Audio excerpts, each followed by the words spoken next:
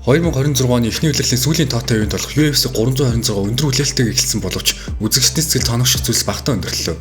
Оргил тулаанд фэнүүдийн хамгийн хайртай тулаанчтай болох Макс Холлой Чарльз Оливерыг тулцсан ч энэ хитрхи илүү гэж ялсан бол Кай Бухало дэд оргил тулаанд альж чансааны тав руу орж ирлээ.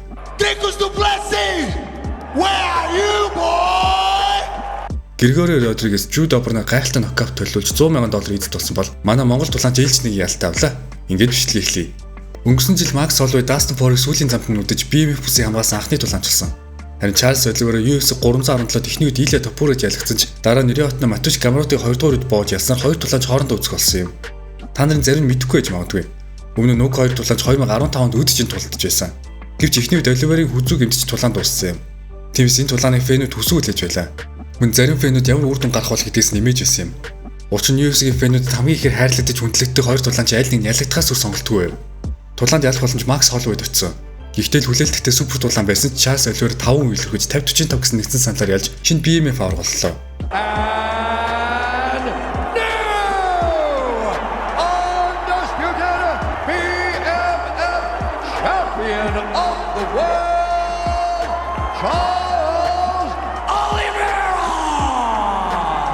Макс Холлой Оливерийн хэвтэ тулаанд ямар ч хариу өгч чадалгүй энэ тулаан яг л 312 тулсан хамзаа DDP 322 тулсан Ислам JDM-тэй адилхан тулаан болсон юм. BMF бүсний төлөөх тулаануудыг хөвчлэн босоос үзүүштэй баг годожны тулаан шиг байдаг. Фэнүүд ч юм зүйл хүсдэг. Гэвч энэ тулаан яг эсрэгээр байсан үзэгчдэд таалагдаагүй. Тиймээс энэ тулааны дараа үзэгчид мөн тамирчид гэсэн BMF бүсийг байхгүй болох хүссэн. Мөн зарим нь BMF бүсэд зориулж тусдаа дөрөв зохиогч санаа гаргасан юм. 3 takedown maximum.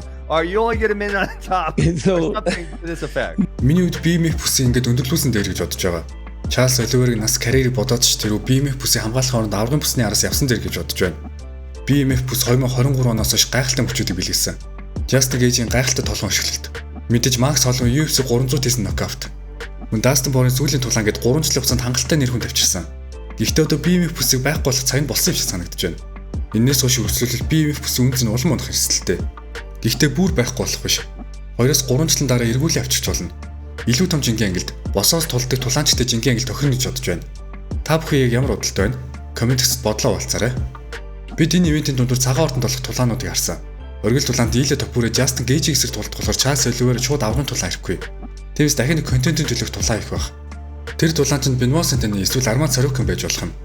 Benoit Saint-Denis BMF аврагын төлөө өрсөлдөх хүсэлтэйг илэрхийлсэн. Тиймээс UFC заавал BMF бүсийг авч үлдэнэ гэж шийдвэл энэ хоёр тулаанч тулдах магадaltaй.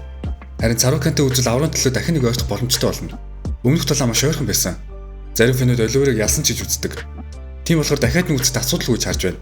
Мөн Оливер хариу тулаанд ялагдуу гэдэг амжилттай бол Arman Tsarukyan ч гэсэн өөрийгөө батлах боломж гарч ирнэ гэж бодож байна. Хэрвээ Оливер Tsarukyan-аар дахин тулдах болчвол Макс Холлой Benoit Saint-Denis-тэй үзэх байх. Эсвэл чансааны нэлээд хойноо залуу тулаанчтай тулдана гэж таамаглаж байна. UFC Patrick Holloway эсрэг тулдуулахгүй. Бас Moicano Dariush гэсэн хөгшин тулаанчдыг дэвшлүүлэхгүй. Цагаан ордон Tufi Chandler-ыг тулдгаар болсон. Физикийг чансаа их боломжийг гэмтлээс олж алдсан. Мөн сүүлийн тулаанд нокаутаар ялагдсан. Тиймээс Manuel Torres Fares Jamson залуу тулаанчтай тулдана гэж харж байна. Ямар ч байсан бид UFC 326 ивэт оргил тулаанаас хэвтэ тулаан илүү үдэ дахин удаа харлаа. Оргил тулаантай адилхан дэд оргил тулаанч гэсэн хүлээлттэй байсан. One Alpine 2 жингийн аврагаас Renier дээр идэр 2024 оны 11 сараас 2025 оны 10 сар хүртэл 5 тулаан хийсэн. Харамсалтай сүүлийн тулаанд маш таараа тулдаж Брэнд Алланд ялагдсан. Богино хугацаанд маш олон тулаан хийснээс болсон ч гэж магадгүй. Тиймээс уртхан амарсны эцэст энэ тулааныг авсан. Who we gonna see on Saturday night? The Reader or the Quitter? Харин нөгөө тал файтер нөхцөө ахлагч болох Кай Бухало сүүлийн тулаандаа юмаа өгч ялагдсан. Он гарснаас хойш түүний багийн гишүүд болох Silva Hufi Олексийч нар бүгд ялсан. Тиймээс Бухалод бас ялах том үүрэг даалгавар ирсэн юм. It's the comeback season and no one is gonna stop us. Үргэж хэлүүлж Reader-ийг 30-27 гэсэн нэгдсэн саналаар яллаа. Чансааны эхний тав руу буцаж орж ирсэн ч энэ ялтар хангалттай том мэдээлэл хийж чадсангүй. Магадгүй дахиад нэгээс хоёр тулаанд ялж иж аврагын төлөө үзэх байх. Харин жинхэнэ мэдээлэл хийж чадсан дунд жинхэнэ Барзит тулаанд хэвэл Григорио Родригес байлаа. 3 жилийн өмнө Бруно Фихеред нокаутаар ялагдсан. Тэгвэл энэ удаа хоёр тулаач дахин тулдаж Григорио хариугаа авч өрсөлдөх эхний үед нокаутаар дуусглаа.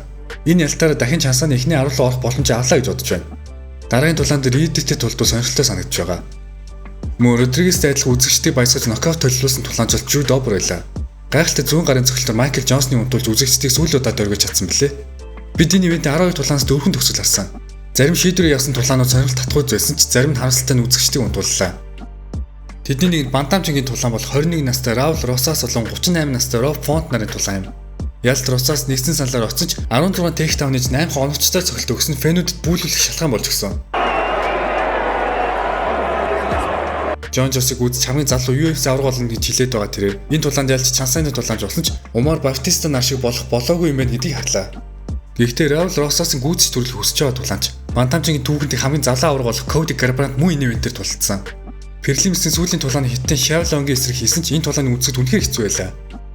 Тулааны 3 дугаар Гарбрант 3 удаа эмзэг газарлаар зохиолж Лонг 2 оноо асуусан. Үр дүнд нь 28-27 гэсэн оноо Коди Гарбрант ялт авсан. Гэхдээ Шавлонгийн илүү их гэж биш оноо хасагдсанаас болж яасан. Бусдаар бол Коди Гарбрант маш уран угалмаар тулцсан. Ямар ч энэ ялтаар Гарбрант 2 дараас ялагдлын зурлаа зогсоож сүүлийн 5 тулаанаас 3-2 амжилттай боллоо. Харин Перлимийн эхний тулааныг мэдээж манай Монгол улсын тулаанч болох Түмэн Дэмбэрлээ нэмж аргал хийсэн. Манай тулаанчид замдалтаа дандаа Азийн орнуудад тулцсан. Монгол, Япон, Хятад, Сингапур гэх мэт улсуудад тулаанаа хийсэн. UFC-д хийсэн эхний 2 тулаан нь Макао, Шанхайд болсон. Тиймээс түүний өмнөх тулаандаа ялсныхан дараа Америк тулмаар байгаагаа илэрхийлсэн. Надад хэн байх юм бэ? Би Америк тулмаар. UFC хүсэлтийн хүлээн авч нэмж аргал Америк тулдахаар боллоо. Харин түүний өрсөлдөгч нь Коди Дордон. Коди Дордон бол жүжигцүүгийн борбстэй. 10 жилийн турш 27 мэргэжлийн тулаан хийсэн тулаанч. 2024 оноос хойш 1-4 амжилттайж одоогийн авраг Жошуа Вантад тулдаж байсан. Хэд хэдэн чанартай ялт авч байсан тамирчин юм. Манай Монгол тамирчны талаарх өөрийн бодлоо нэг подкаст нь жилээ тамирсан. They asked me who I'm fighting. I'm like, I don't know, Tumen Demirel. They're like, what is that? I don't know, just Google Tumen Demirel Art of KO. Art of KO is his nickname? And he's only got 2 KOs. Тэгвэл энэ тулаанд нэмж аргал өөрийгөө хин гэдгийг харуулж чадсан юм. Хэвтээ тулаанч 3 үеийн турш хэвтээд нийлүүлснээр 30-27, 29-28 гэсэн нэгдсэн саналаар ялж ялагч боллоо.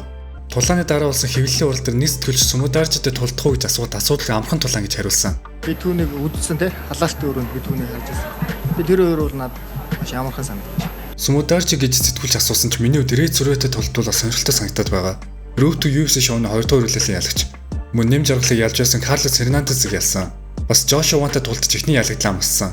Өмнө нь энэ хоёр тулаанч тулдах хуваартай байсан ч зурваа гэмтснээр тулаан цуцлагдаж байсан. Тиймээс ирээд зурваа манай тулаанч тохирох юм шиг санагдаж байна. Та бүхэн ямар бодолтой байна?